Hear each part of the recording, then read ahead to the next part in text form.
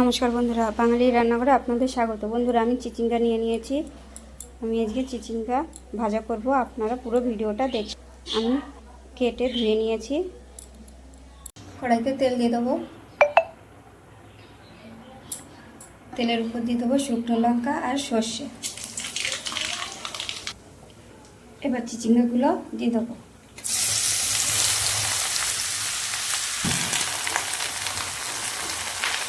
তিনটে কাঁচা লঙ্কা দিয়ে দেবো লবণ, হলুদ। এটাকে ভালো করে এবার মিশিয়ে নেব।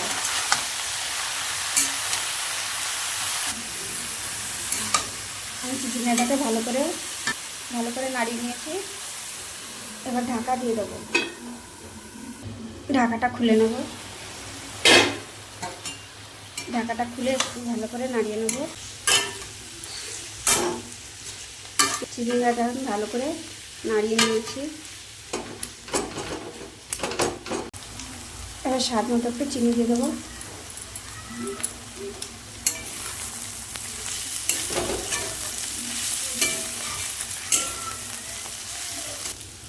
দেখুন, চিচিঙ্গা ভাজাটা আমার হয়ে গেছে। এবার আমি নামিয়ে দেবো। দেখুন বন্ধুরা, আমি চিচিঙ্গাটা নামিয়ে নিয়ে এসেছি। আপনাদের যদি এই রেসিপিটা ভালো লেগে থাকে তাহলে লাইক, কমেন্ট, শেয়ার এবং সাবস্ক্রাইব করে দেবেন।